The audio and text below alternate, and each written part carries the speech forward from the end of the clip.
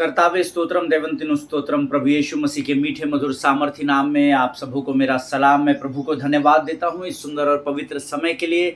आज का यह दिन पवित्र और सामर्थी दिन परमेश्वर ने फिर एक बार मेरे और आपके जीवन में जोड़ा प्रियो, ताकि उसके द्वारा हम परमेश्वर की महिमा को आज के इस पवित्र दिन में अपने जीवनों में देख सके। हालेलुया। आज का दिन यहोवा ने बनाया है प्रियो, और आपकी परिस्थितियां कितनी भी बुरी, कितनी भी बेकार हालात में आप क्यों ना हो, परंतु क्योंकि दिन यहोवा का है तो आनंद भी यहोवा की उपस्थिति में मनाना है। हालेलुया। जब आप अपनी विकट परिस्थितियों में प्रभु की शांति और आनंद को थाम कर रखते हैं तो आपकी परिस्थिति आपके सामने नेस्तनाबूत होती हुई आप देख सकते हैं। आमीन। लेकिन समस्या ये है कि मनुष्य संसार और शरीर की अभिलाषाओं में इतना डूब चुका है, इतना शत्रु ने उसको उसमें व्यस्त कर दिया है कि किसी के पास प्रभु की ओर आंखें उठाकर देखने के लिए समय ही नहीं है। कई लोग कहते हैं हम तो करना चाहते हैं पास्टर जी, चर्च आना चाहते हैं पास्टर जी, हम आराधना करना चाहते हैं, हम ऐसा करना चाहते हैं प्रभु के लिए, वैसा करना चाहते हैं, पर करते कुछ भी नहीं है। अंत में जब उनसे पूछा जाए तो वो कहते हैं समय नहीं निकल पा रहा है। आमीन। और ये उत्तर आपने कई बार कई लोगों से सुना होगा कि हम ये करना चाहते हैं पर समय बहुत कठिन हो रहा है, हमारे आने जाने में हमको समय लगता है, जॉब में बहुत टाइम लग जाता है, बिजनेस में बहुत व्यस्त हो जाते हैं। लेकिन परमेश्वर का वचन सरल और सटीक है, जो कहता है अगर तुम मुझे आदर दो तो मैं भी तुम्हें आदर दूंगा। हालेलुया। अगर आप परमेश्वर को आदर करेंगे, यकीन जानिए सारा स्वर्ग आपका आदर करेगा। हालेलुया। और आज उसी आदर को परमेश्वर को देने के लिए, जो आदर के योग्य परमेश्वर है, प्रभु ने आपको यहाँ पर और मुझे यहाँ पर मेरे स्टूडियो में रखा है। हालेलुया। मैं प्रभु का धन्यवाद देता हूँ कि परमेश्वर दिन प्रतिदिन हमारे बीच में आता है, हमसे बातचीत करता है और हमारे जीवनों को आशीषों से इन वचनों के द्वारा भरता चला जा रहा है। आमीन। आज स्वर्ग का परमेश्वर पवित्र आत्मा फिर एक बार हमारे मध्य में है। कल हमने कुछ बातें सीखी थी और मैं प्रभु का धन्यवाद देता हूँ कि कल मैं एक स्थान पर गया था और वहाँ पर जब मैंने इन बातों को बांटा, परमेश्वर के लोगों को परमेश्वर ने बहुत आशीष दी और उन्होंने कहा पास्टर जी ये बहुत अच्छा विषय है और हम चाहते हैं कि आप हमारी कलीसियाओं में भी आकर इन विषय को बताएं, इन विषय को हमारे लोगों में बांटे और उनको सिखाएं। मैंने उनसे कहा ये लिंक है, आप इस लिंक पर जाइए और प्रभु आपके लोगों तक ये पहुंचाइए, या तो फिर आप आपके कलीसियाओं में दिखाइए। अगर परमेश्वर की अगुवाई रही तो आप इन कामों को ज़रूर करना, और मेरी आने की ज़रूरत नहीं है। परमेश्वर इन वचनों के द्वारा लोगों को कायल करेगा, क्योंकि परमेश्वर किसी मनुष्य के द्वारा, देखिए एक मनुष्य दूसरे मनुष्य के द्वारा नहीं बदलता, परंतु उस मनुष्य के पास जो प्रभु के ज्ञान, वचन की ज्ञान और बुद्धि होती है, उस परमेश्वर के सेवक के पास जो वचन के शब्द होते हैं, उन वचनों के द्वारा जीवन बदलता है। आमीन। अभिषेक तो सभी के ऊपर है। जिस दिन आपने उद्धार पाया, परमेश्वर ने आपको अभिषेक से भर दिया है। आमीन। But you need to learn how to grow in your anointing. आमीन। इस विषय पर मेरा एक अध्ययन इसी लिंक पर है। अगर आप अपने अभिषेक में कैसे बढ़ना चाहते हैं, ये अगर आप सीखना चाहते हैं तो आप ज़रूर खोजिएगा। 2020 से लेकर कल तक के सरमन्स में कहीं ना कहीं आपको वो लिंक मिल जाएगा, how to grow in your anointing. हमको अपने अभिषेक में बढ़ना ज़रूरी है। अभिषेक रखने के लिए नहीं, अभिषेक बांटने के लिए है, क्योंकि जितना अधिक आप बांटते चले जाओगे उतना अधिक वो बढ़ता चला जाएगा। हालेलुया। आज फिर एक बार परमेश्वर का आत्मा अद्भुत बातों को प्रकट करने के लिए हमारे मध्य में है, ऐसा मैं विश्वास करता हूँ। और मैं पूर्ण विश्वास करता हूँ कि आप लोग तैयारी से अपने पवित्र शास्त्र, पेन, पेंसिल, पेपर, नोटबुक्स, अपने गैजेट्स को लेकर बैठे हैं, ताकि हम समय समय पर वचन को पढ़ सके और शत्रु हमसे कोसों दूर भागने पाए। क्योंकि जब धर्मी के मुख से परमेश्वर के वचन निकलते हैं तो अधोलोक थरथराने लगता है। हालेलुया। आमीन। आज हमने पढ़ने के लिए जो वचन चुने हैं वो पाए जाते हैं नीति वचन उसका 18 अध्याय और उसके पहले 7 वचनों को हम पढ़ेंगे।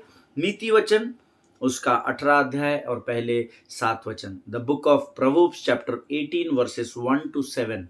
नीति वचन की किताब उसका 18 अध्याय और उसके 1 से लेकर 7 वचन हम पढ़ेंगे।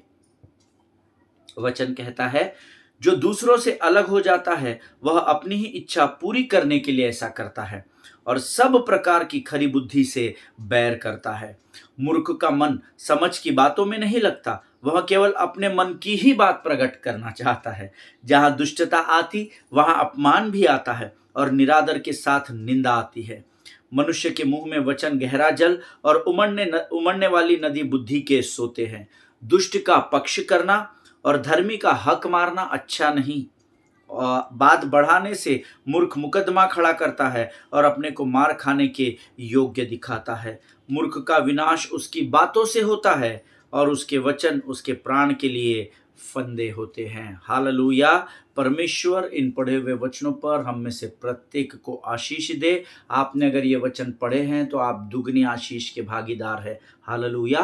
क्योंकि आपने केवल वचन सुना नहीं है, परंतु आपने स्वयं जो पढ़ा वो आपके मुख से निकले शब्द आपके कानों के द्वारा आपके हृदय और आपके मन में प्रभु ने पहुंचाए हैं। हालेलुया। इसीलिए वचन को पढ़ना जरूरी होता है। आमीन। मुख को खोलकर वचन को पढ़ना सीखे, मन में नहीं पढ़ सकते हैं, वचन को पढ़ना पड़ेगा। आमीन। क्योंकि जब आपके मुख से शब्द निकलते हैं तो उस अंधकार का हाकिम जो है, दुष्टता की जो आत्मिक सेना है, वो आपसे नहीं डरती, परंतु आपके मुख से निकलने वाले उस हर एक वचन से डरती है जो प्रभु ने लिखकर हमें दिया है। हालेलुया।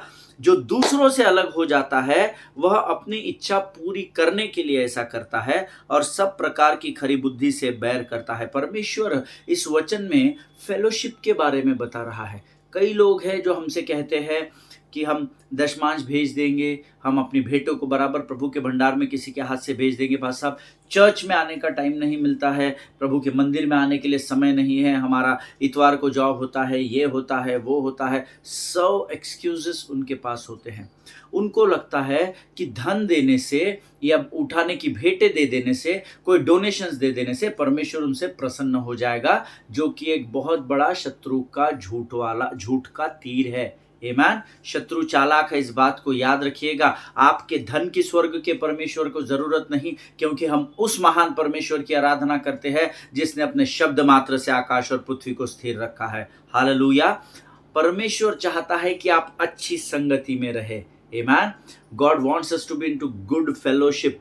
अच्छे लोगों के साथ, अच्छी संगति में, प्रभु के भय में बने रहने वाले लोगों के साथ आप बने रहे, ताकि आपकी सामर्थ्य वहां पर कार्य करती हुई दिखाई दे सके। हालेलुया। लेकिन जो लोग अपने आप को दूसरों से अलग करते हैं, वो अपनी इच्छा को पूरी करने के लिए ऐसा करता है और सब प्रकार की खरी बुद्धि से बैर रखता है। ये परमेश्वर का वचन है। हालेलुया। मूर्खों का मन समझ की बातों में नहीं लगता, वह केवल अपने मन की बात प्रकट करना चाहता है। बहुत इंपॉर्टेंट वचन है। मूर्ख का मन समझ की बातों में नहीं लगता। क्या आपको वचन के द्वारा समझ और बुद्धि प्राप्त होती है क्या? अगर आप केवल वचन के सुनने वाले और सुनकर भूलने वाले हैं एक्सक्यूज मी, तो ऐसे लोगों को पवित्र शास्त्र मूर्ख कहता है कि मूर्ख का मन समझ की बातों में नहीं लगता है। लेकिन मेरा विश्वास है आप लोग जो रोज यहाँ पर आते हैं, रोज वचनों को सुनते हैं, आपके साथ ये समस्या नहीं होगी। हालेलुया। क्योंकि अगर आप वचन रोज सुन रहे हैं, रोज उस पर मनन और अध्ययन कर रहे हैं, तो आप मूर्ख हो ही नहीं सकते। हालेलुया। वचनों के द्वारा मूर्खता प्राप्त नहीं होती है, लेकिन प्रभु के वचनों के द्वारा समझ, बुद्धि और ज्ञान को परमेश्वर देता है। हालेलुया। मूर्ख जो होता है, तो मूर्ख का मन समझ की बातों में नहीं लगता, वह केवल अपने ही मन की बात प्रकट करने में उतावली करता है। आमीन। जहां दुष्टता आती वहां अपमान भी आता है और निरादर के साथ निंदा आती है। कभी भी किसी का निरादर अनादर ना करे, कभी भी किसी को बुरी बातों से आहत ना करे, है ना। हम लोग सीख रहे हैं ऑफेंस वर्सेस फॉरगिवनेस। आमीन। कभी भी किसी को हमारे द्वारा दुख पहुंचे ऐसी बातों को मत करना। आमीन। क्योंकि परमेश्वर आपको देख रहा है। परमेश्वर की आंखें लगातार आपकी ओर बनी हुई है। आमीन। आगे वचन कहता है, मनुष्य के मुंह में वचन गहरा जल और उमड़ने वाली नदी बुद्धि के सोते हैं। हालेलुया। मुंह में वचन, मैंने अभी आपको कहा था वचन का अंगीकार करना जरूरी है। मनुष्य के मुंह के वचन गहरा जल है और उमड़ने वाली नदी बुद्धि के सोते हैं। हालेलुया। जब आपके मुख से वचन बाहर आते हैं तो वो जीवन का जल बनकर संसार के लिए आशीष और आदर का कारण बन जाते हैं। हालेलुया। इसीलिए आपको मैं रोज कहता हूं कि इस 2025 वर्ष में कम से कम एक व्यक्ति को रोज सुसमाचार का प्रचार करें। आमीन। क्योंकि आपके मुख से निकलने वाले वो गवाही के शब्द उस भाई उस बहन के लिए, चाहे वो बच्चा हो, बूढ़ा हो, जवान हो, स्त्री हो, पुरुष हो, उनके जीवन में जब आप अपने जीवन की गवाहियों को वचन के आधार पर बोएंगे तो उनके लिए वो जीवन का जल बन जाएगा। हालेलुया। आमीन। दुष्ट का पक्ष करना और धर्मी का हक मारना अच्छा नहीं है। जिनके सुनने के कान हो वो सुन ले, प्रभु क्या कहना चाहता है। दुष्ट का पक्ष करना और धर्मी का हक मारना अच्छा नहीं है। अगर आप धर्मी का हक मार देंगे, यकीन जानिए परमेश्वर हम सबों का न्याय जरूर करेगा। आमीन। बात बढ़ाने से मूर्ख मुकदमा खड़ा करता है। आपके जीवन में आप किसी भी परिस्थिति में क्यों ना हो, किसी भी हालात से क्यों ना गुजर रहे हो, अपने मुकदमे को परमेश्वर को सरेंडर कर दे। आमीन। Rest your case in the hand of the Lord. अपनी बातों को परमेश्वर के सामने रख दे।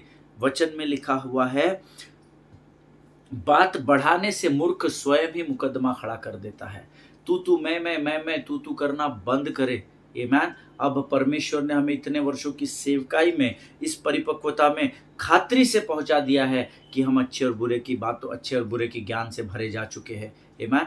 कोशिश करें जहां तक let the things go of, है ना, बातों को छोड़ दीजिए, जाने दीजिए, परमेश्वर पर ठहरे रहे। क्योंकि परमेश्वर पर आप जब ठहरे रहते हैं, अपना भरोसा जब आप परमेश्वर पर रखते हैं, परमेश्वर स्वयं आपके लिए युद्ध लड़ता है। हालेलुया। मूर्ख का विनाश उसकी बातों से होता है। हालेलुया। इसलिए मूर्खतापूर्ण बातें न करें।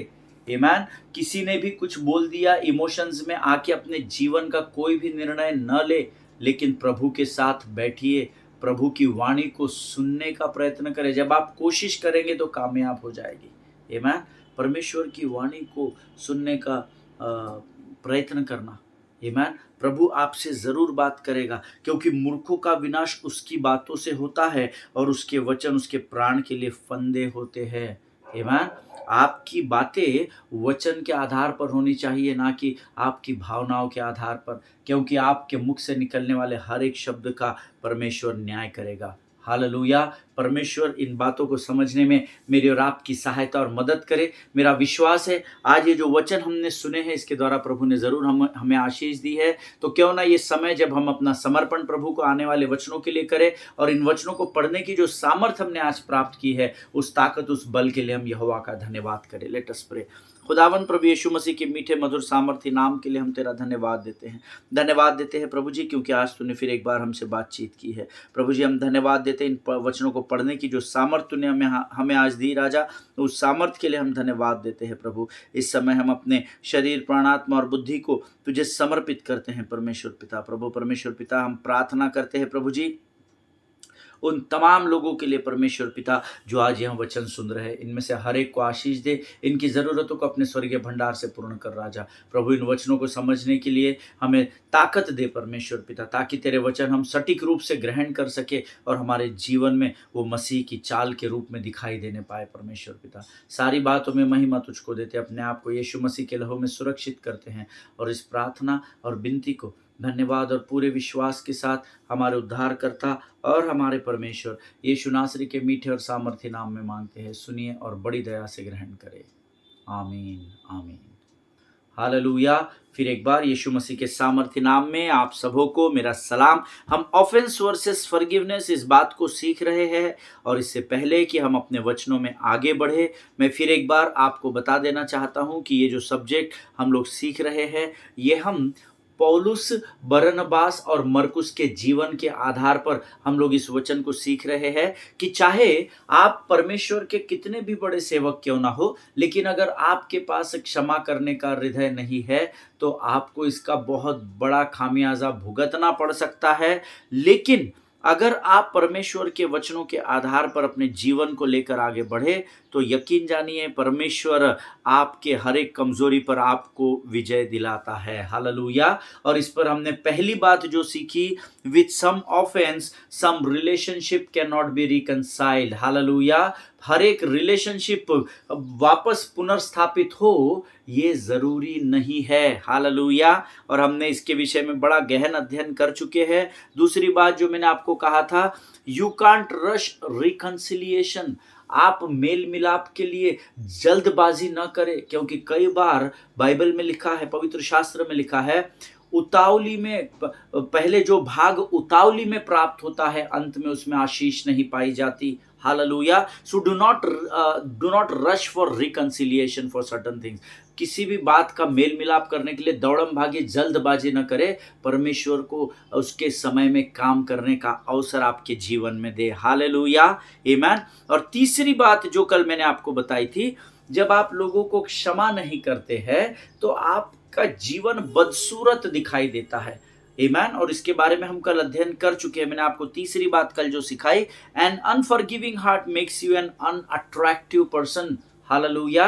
आपका क्षमा न करने का जो हृदय है वो आपको बदसूरत बना देता है। अब आप बोलेंगे मेरा चेहरा तो ऐसा ही है ना, मैं कितने लोगों को क्षमा नहीं किया। मैं शारीरिक आपके चेहरे की बात नहीं कर रहा, मैं आत्मिक उन्नति की बातों को आपको सिखा रहा हूं। परमेश्वर का वचन शरीर, प्राण, आत्मा, बुद्धि सब के लिए काम में आता है। हालेलुया।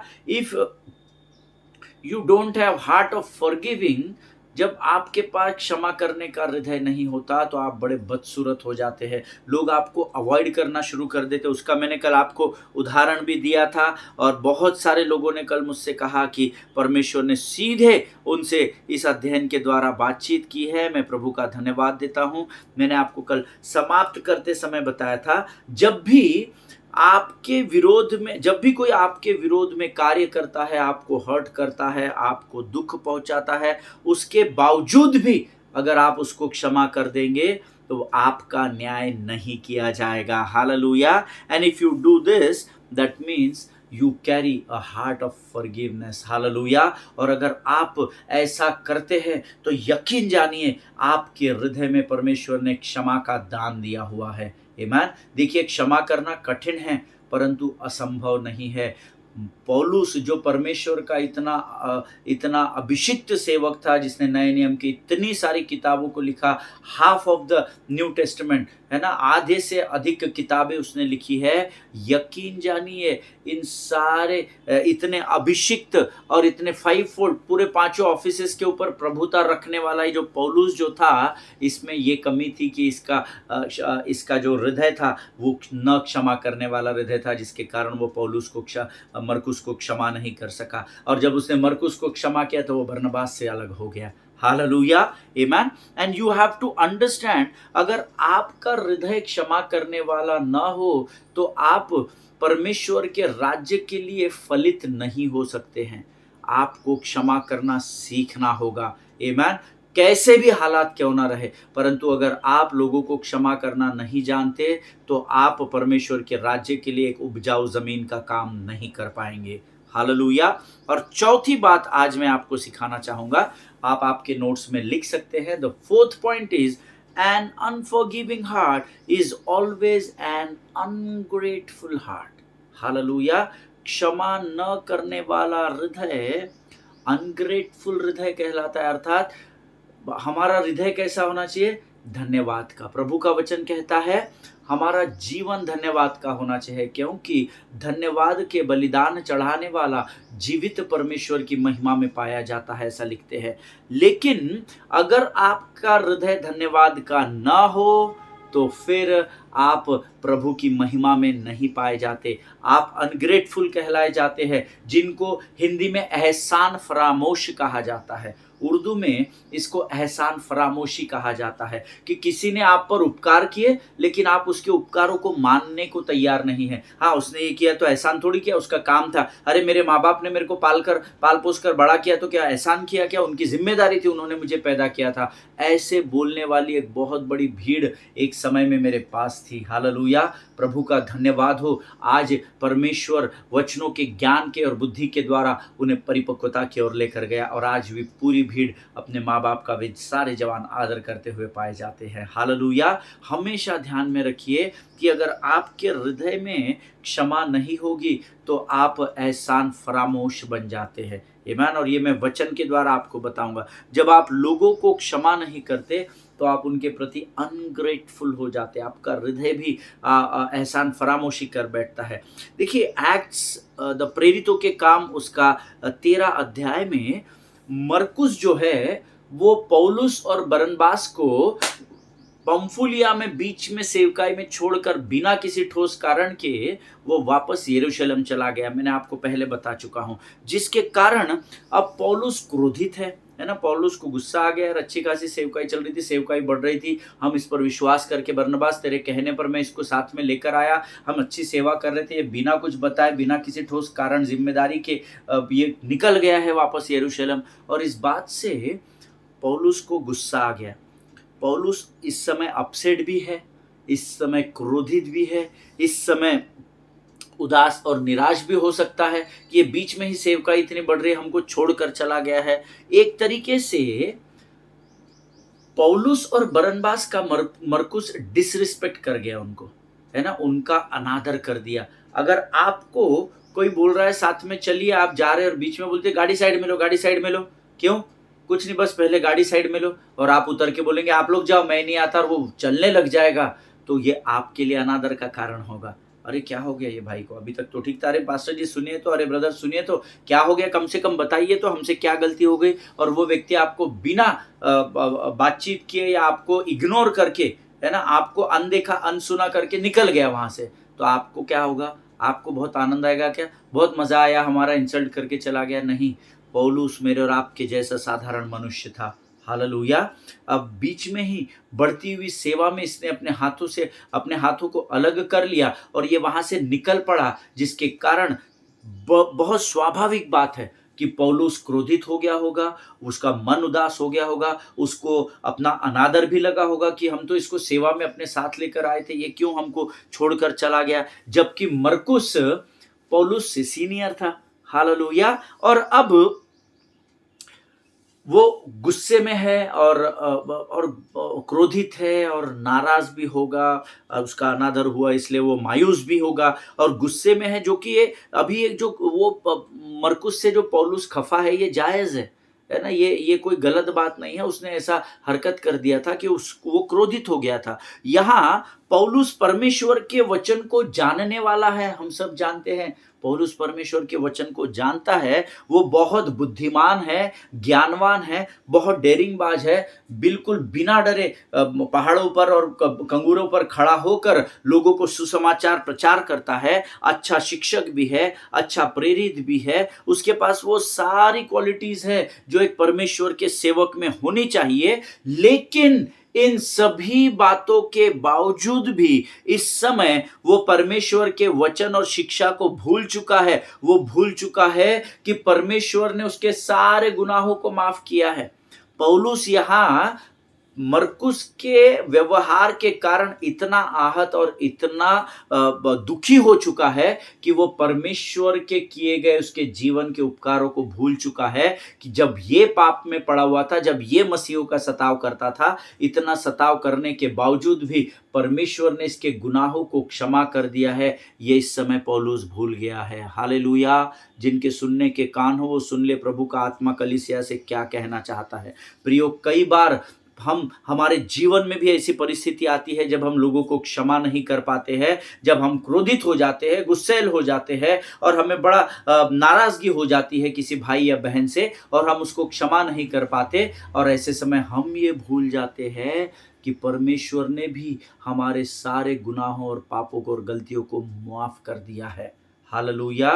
प्रार्थना तो करते हैं जैसे हमने अपने अपराधियों को क्षमा किया, तू भी हमारे अपराधों को क्षमा कर और हमें परीक्षा में न डाल। प्रार्थना तो बड़ी अच्छे से हम लोग कर लेते हैं, लेकिन एक सेकंड क्या पॉज दीजिएगा जब भी आप ये प्रार्थना करते हैं, क्या सच में आपने सबको मुआफ किया है क्या?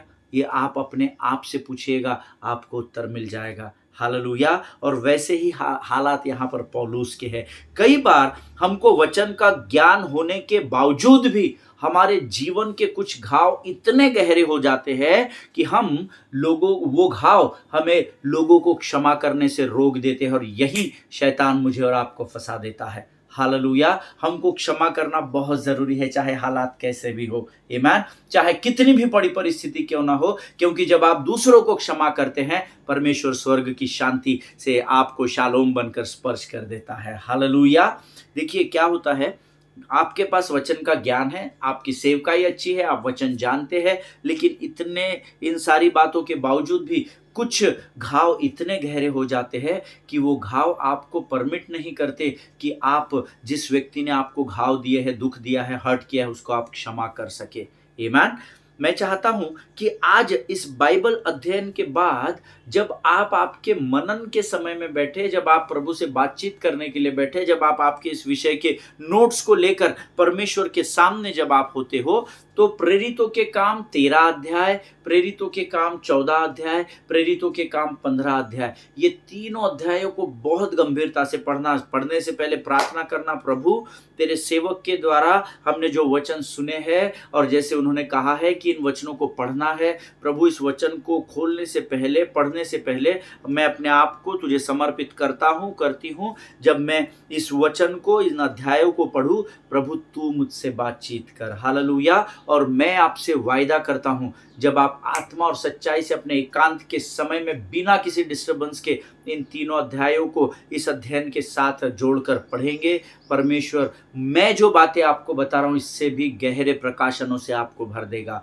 हालेलुया। सो जरूर एक्ट्स 13, 14, 15 जरूर पढ़ना और उन सारी बातों को अपने नोट्स में लिखना। See I want you all to take note of everything what God did for Paul after Mark hurt him. Hallelujah.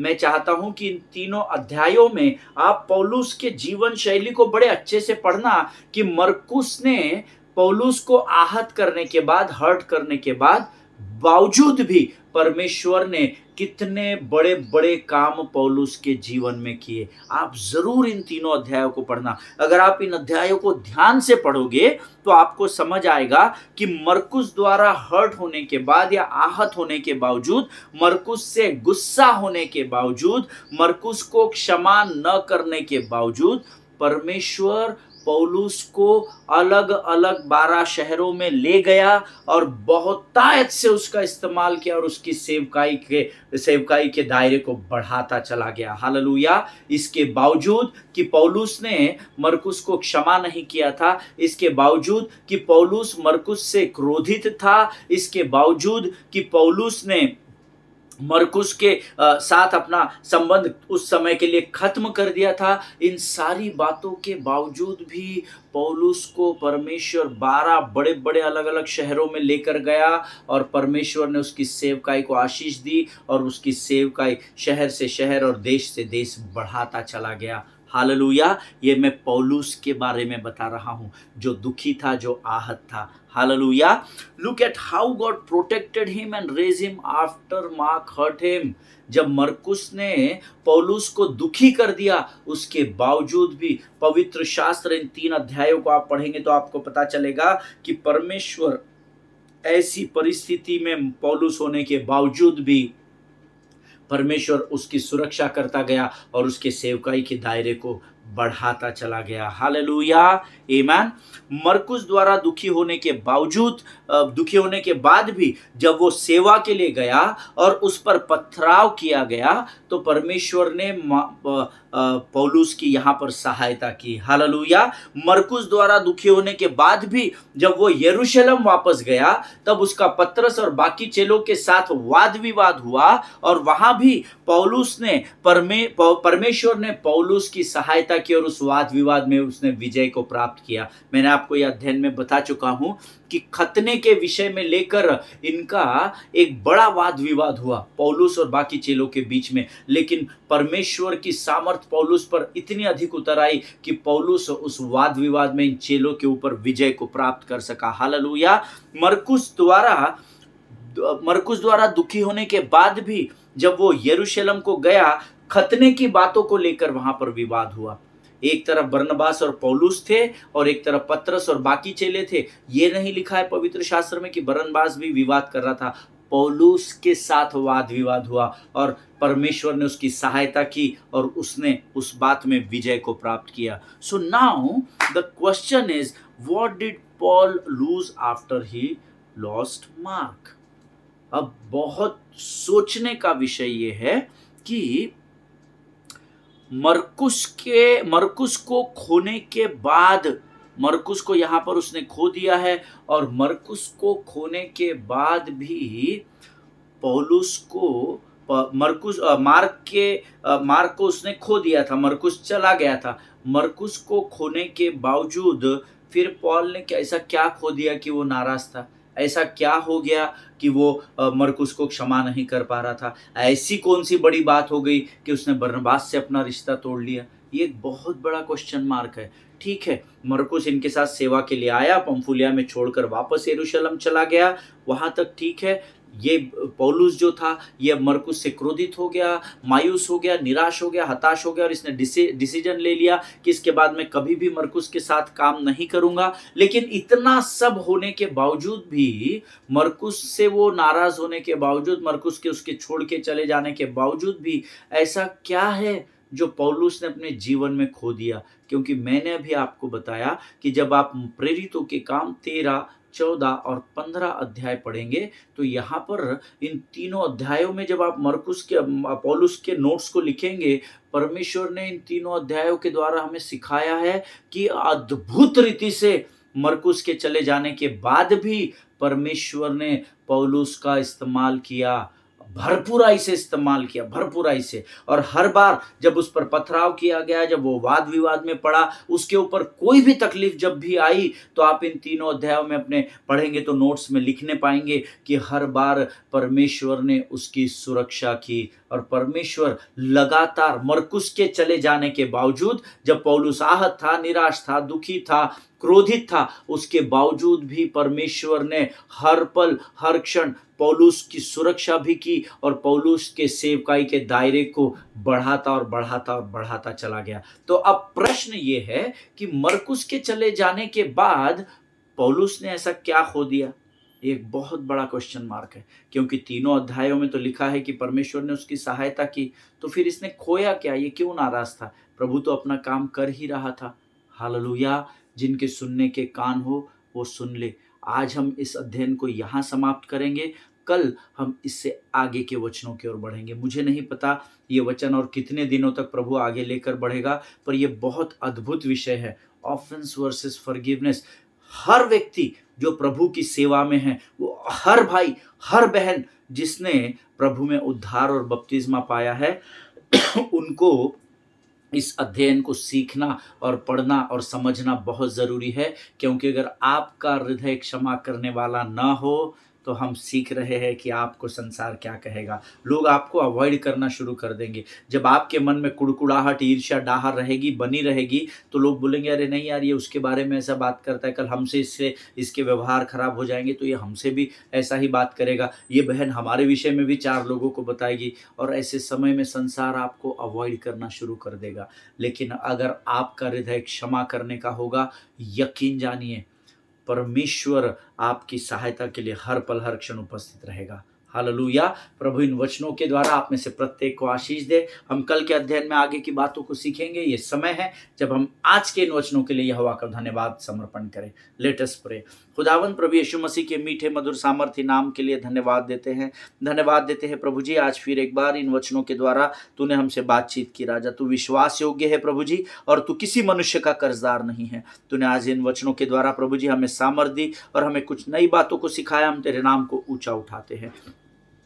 इस समय हम प्रार्थना करते हैं परमेश्वर पिता, उन तमाम आशीषों के लिए जो तूने आज तक हमारे जीवन में दी हैं। आज के इस समय के बाद की आने वाली आशीषों के लिए हम तुझे धन्यवाद देते हैं, और उन आशीषों को यीशु नासरी के नाम से हम स्वीकार करते हैं। परमेश्वर पिता प्रभु जी, हम शत्रु की हर एक युक्ति योजनाओं का खंडन हमारे जीवन से यीशु नासरी के नाम से करते हैं। राजा प्रभु परमेश्वर पिता, हम अपना संपूर्ण समर्पण तुझे करते हैं। पवित्र आत्मा तू आ और हमारे जीवन पर नियंत्रण ले। हम तुझे अनुमति देते हैं, हमारे जीवन के हर क्षेत्र में तू हमारे ऊपर अपने नियंत्रण को बनाए रख। राजा, हमारे विचारों, हमारे शब्दों को अपने नियंत्रण में ले। सारी बातों में महिमा तुझको देते हैं। आप आज के संपूर्ण इस समय के लिए धन्यवाद देते हैं। अपने आप को यीशु मसीह के लहू में सुरक्षित करते हैं, और प्रार्थना को धन्यवाद के साथ हमारे उद्धारकर्ता और परमेश्वर यीशु नासरी के मीठे और पवित्र नाम में मांगते हैं। प्रभु सुनिए और बड़ी दया से ग्रहण करें। आमीन, आमीन। हालेलुया। परमेश्वर आप सबों को बड़ी बरकत और बड़ी आशीष दे। अपने पासबानों के लिए प्रार्थना करें, भारत देश के लिए प्रार्थना करें, इज़राइल के लिए आप प्रार्थना कर रहे हैं, ऐसा मैं विश्वास करता हूँ, क्योंकि जो इज़राइल को आशीष देवेगा, स्वर्ग उसको आशीष देगा, ऐसा परमेश्वर का वचन कहता है। हालेलुया। रोज़ कम से कम एक व्यक्ति को सुसमाचार सुनाइए। आमीन। हम कल फिर मुलाकात करेंगे। स्वस्थ रहें, सुरक्षित रहें। सभी को जय मसीह की। प्रभु आपको आशीष दे।